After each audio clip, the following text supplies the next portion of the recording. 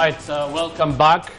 Welcome back, that is from the break, but also welcome back after 19 days.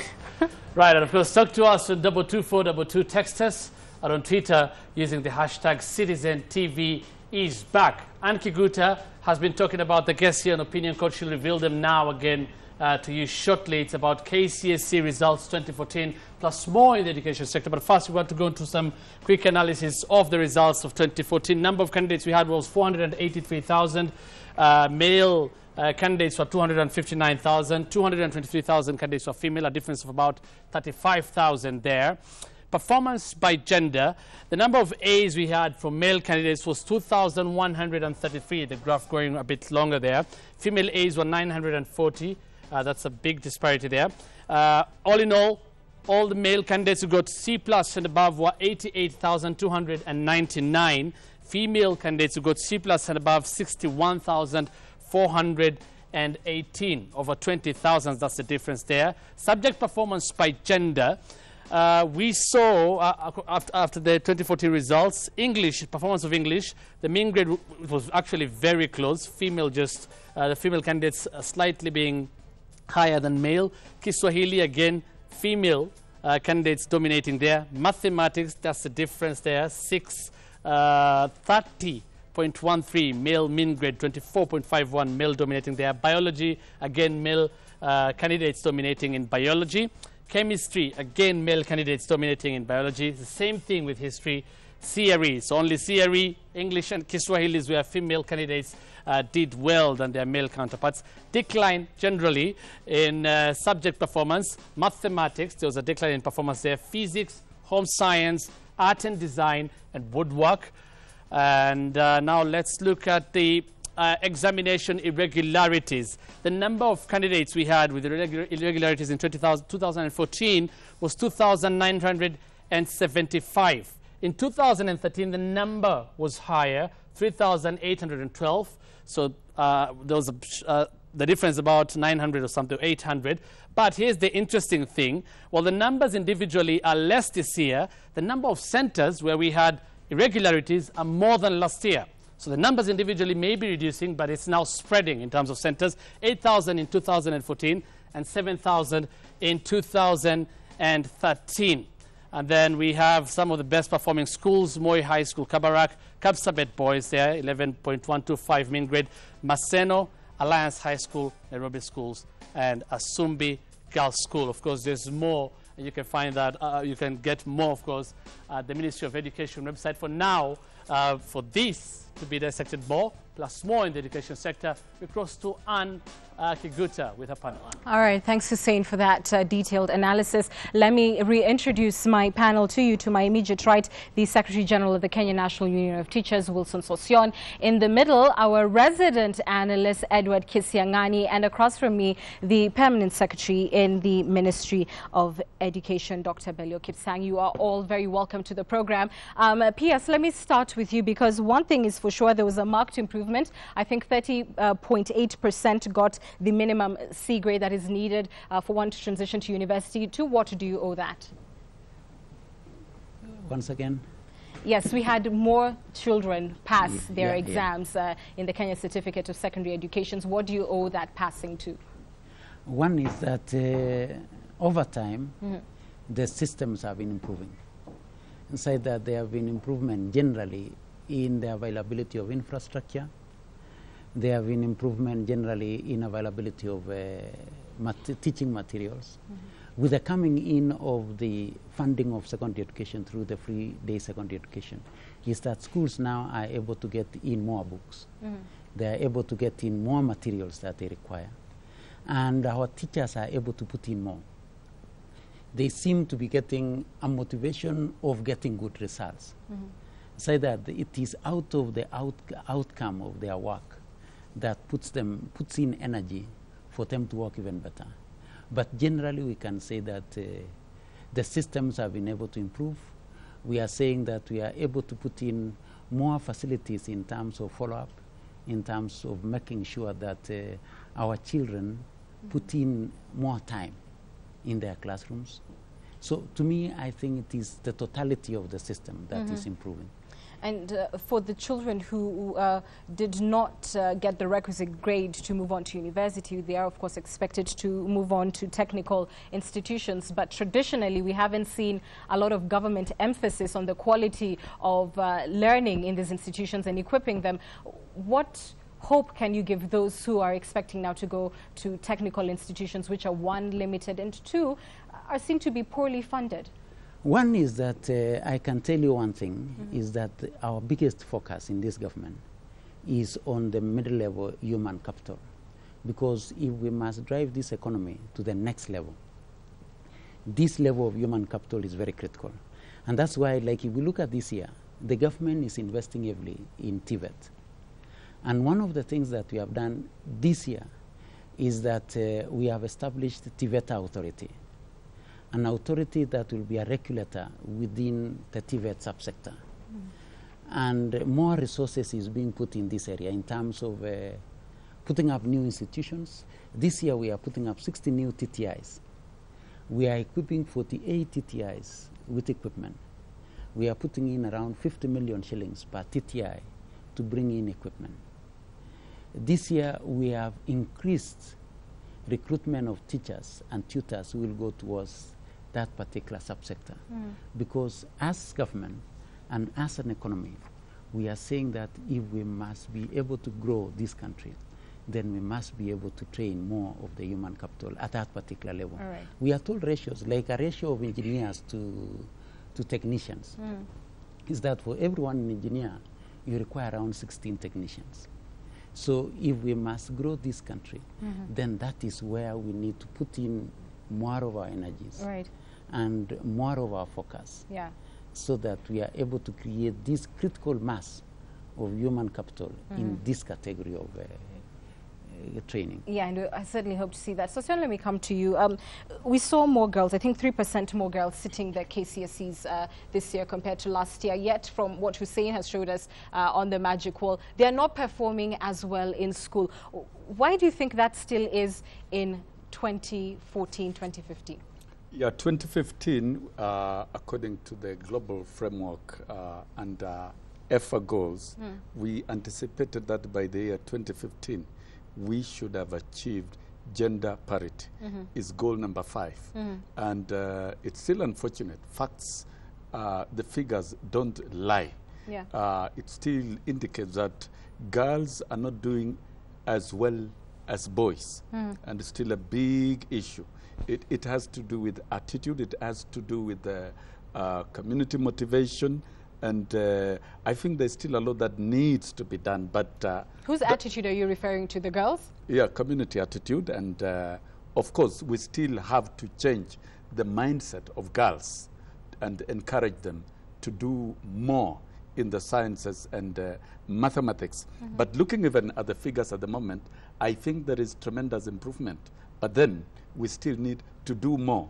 And this is a challenge to the Ministry of Education, since when you look at 2,000, over 2,000 students getting A's as boys and 900 as girls, then that gap is too wide. And yet some would argue it's not a question of the girl's attitude.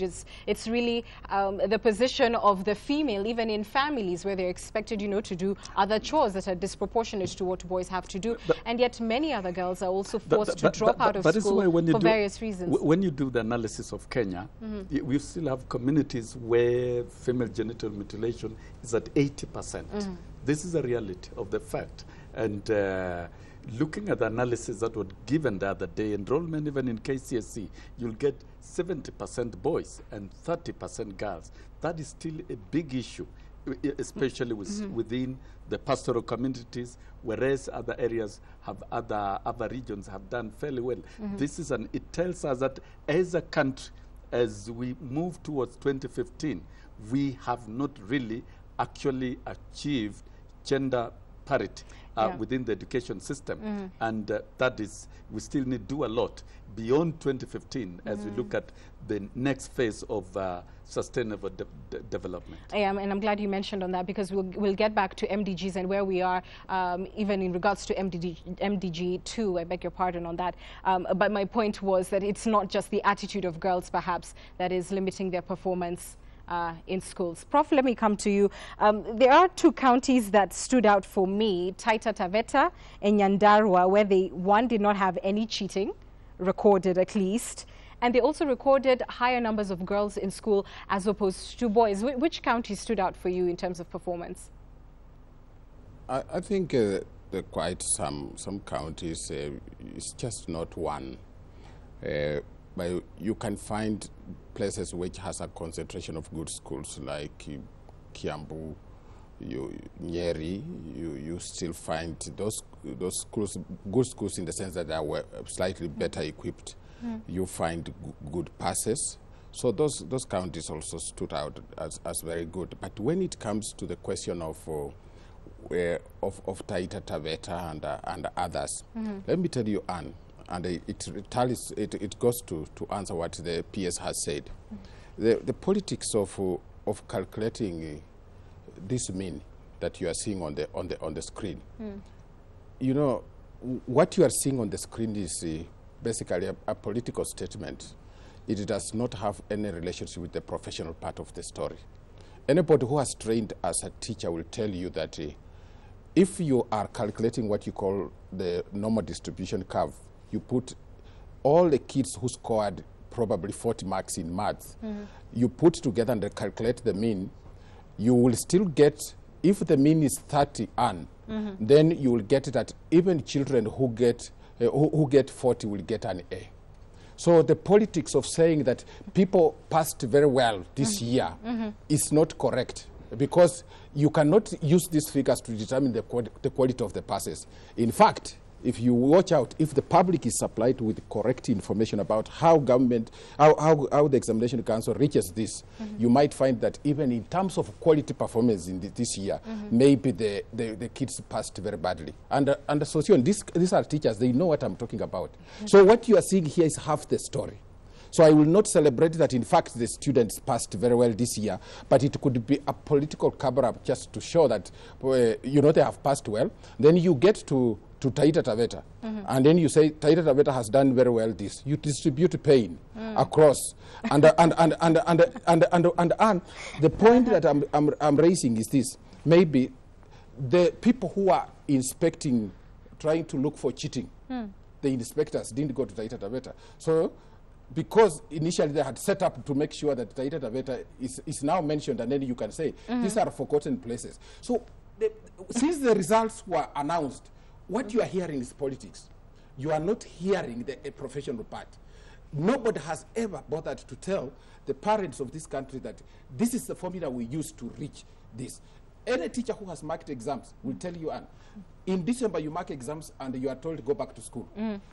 PS can tell us that in January, other things happen to calculate the means, and this is where the politics of national examination begins and the professional part ends in December. Let's let the PS respond. Yes, and you know, PS, I'm right. They say figures don't lie. And I believe that figures don't lie. And statistics is a science. And as a science, I personally believe, and I would want to persuade Prof to believe, that we have used statistics for so many things. We say our economy is growing at 7%, but the dynamics of getting the 7% is so huge. Just like the dynamics of getting these means in terms of mean grades is equally huge, and we are able to look at so many factors. When we say Taveta never cheated, we did sampling. And in sampling, you are able to look at outriders and say, this is the mean and the averages. So that is the witchcraft I'm talking about. You have seen what the PS say. And it's not about the math. As he considers the dynamics, these considerations are political considerations, and they are not known to the public. Perhaps let him say what the considerations are. What are they? When I talk about the dynamics, you are looking at the totality of the examination. You are looking at all those particular subjects, because we over-round 31 subjects in these examinations. And when you look at all this, then you are picking and say, how do you get the absolute figures? How do you use those particular absolute figures to be able to generate certain statistics that you'll be able to use to make decisions? And that is what we have done. And I can assure you that, as I say, figures don't lie. And that is why we continue to use figures. Today, Citizen tells us that it is the most watched and TV figures station. don't lie. And figures don't lie. Unless you also believe that those figures that puts you there lie. You see, ours are arrived at independently by an independent pollster who tells the public that we are the most. And they even say the methodology that was used. And they give the methodology. Let me allow Sosyon to come into it. Yes, when it comes to figures of statistics, we've seen 1 year we had 500 A's, then it's last year. You don't believe in these figures as well? Then this year it is 2,000 A's. And I want to agree with Professor. The world of statistics, especially when it comes to developing a normal distribution curve, you can manipulate. Yeah. You can even decide that you want to have 10,000 A's, so that you convince the public that indeed we've done very well. To me, I want Professor to agree with me, the PS, that the normal distribution curve can be manipulated either ways.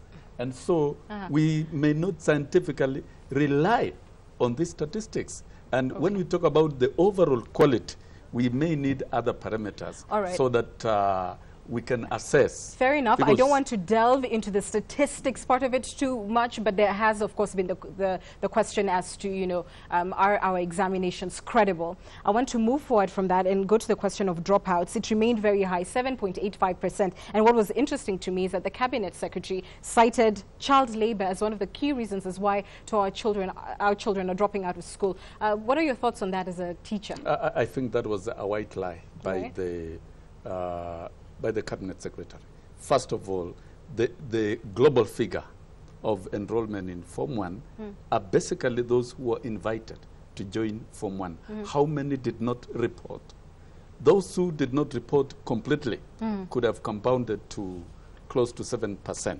That is what we believe in. They didn't report in the first place, right? They didn't report in the first place. Okay. What the ministry does is, through the computer admission system, is to release admission letters. But then the question is, how many actually report? How many repeat Class 8? How many opt to join other courses? To me and to us, and that is the fact of the matter, majority of students, sometimes they don't report, they repeat so that they can improve their grades to join other secondary school. That is something that needs to be corrected. We need to be convinced that this particular number of students reported at Alliance Girls or Alliance Boys and this school, and by 4 years, this number of students dropped.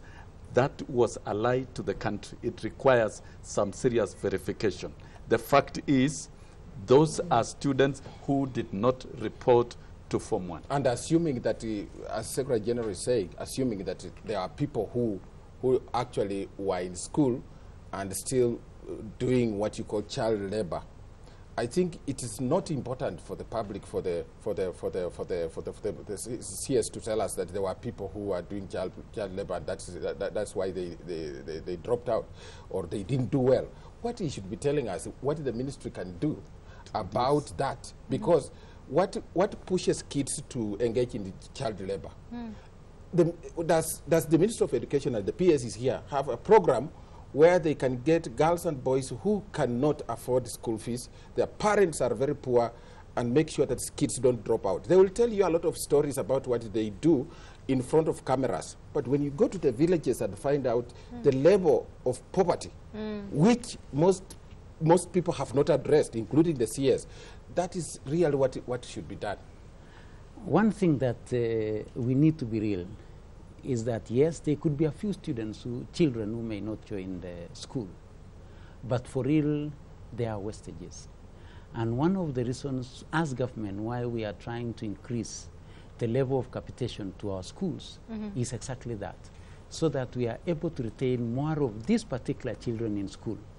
One thing is that this year, we increased capitation per child for secondary school kids by 33%.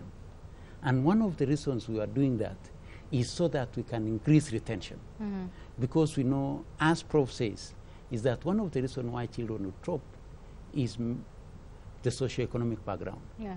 And therefore, if we must address the question of equity, then this is where government needs to come in to be able to assist those who would be having challenges. And yet circulars from your CS that touch specifically on school fees are being ignored left, right and center, including by Wilson Sossion, who is seated right next to me here, and said that it's not possible to implement this in the new term. Let me make a correction. Education is a sensitive sector. That requires consultation and agreements, and you cannot run it unilaterally.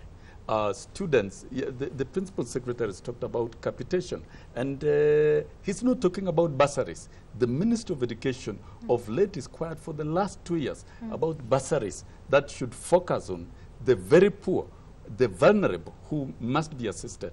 And this is where we are missing the point, and that is where we are not. But do you also agree that the cost of school fees are too high? Number two. No, before you go to number two, do you also agree with the ministry that the cost of school fees are too high and need to come down? I really don't agree, because if you think education is expensive, try ignorance. We have costed education. We sat in a task force, and we did cost, and we identified the causes of skyrocketing cost of education in Kenya as infrastructure, which is so massive, we can't quantify, and even schools cannot be guided on the level of what to levy on infrastructure. The shortage of teachers is biting.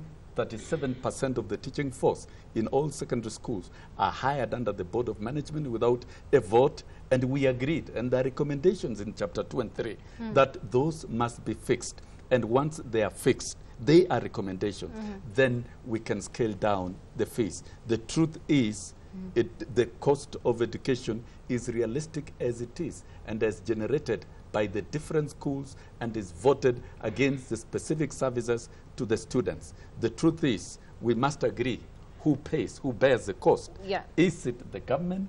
Is it the household? And you believe to what it is extent? You believe it should be government? We believe it's government. Yeah, by the Constitution, gradually, government must take over. But you cannot wake up mechanically and look at a report, ignore Chapter 1, Chapter 2, Chapter 3, and then rush to Chapter 10 and implement without looking at the other aspect that needed to be looked at. That is the contention we have. I'll allow the PS to respond, and then we'll wind up. Yeah, one thing I would want to say is that, yes, it is good that the Secretary General was a member of that particular task force, the Clear Memorial Task Force, which was able to cost the unit cost of education at secondary school level.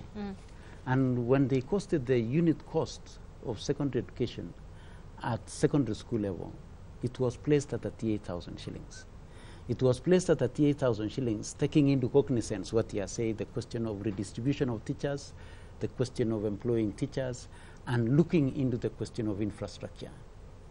One thing that we did is that we said, given that some of these things have not been done, the redistribution of teachers, maybe hiring of teachers on certain subjects that might still be lacking, the question of infrastructure being addressed, then we say, let's factor in a percentage to take care of this while these things are being addressed by government. And we said, instead of charging 38,000 shillings, we factored in, on average, between 31 to 33%. Because when we were going round by the task force, as he's saying, they say around 33% of the teachers are recruited by parents. And one of the reasons why they are recruiting teachers is not necessarily out of shortage. I can tell you the biggest problem today is distribution of teachers. And that's why in that task force report, it is recommended that the uneconomical schools needs to be matched so that we can optimize on the use of teachers. On the question of bursary, is that government still continue to set aside 1.1 billion shillings for bursaries in secondary schools. That continues to be there. What about on the question of the implementation of the Cabinet Secretary's circular? How will you enforce these new fees for the next batch of students going into secondary school? Because he has brazenly said it on national television. He doesn't believe in it. It won't work.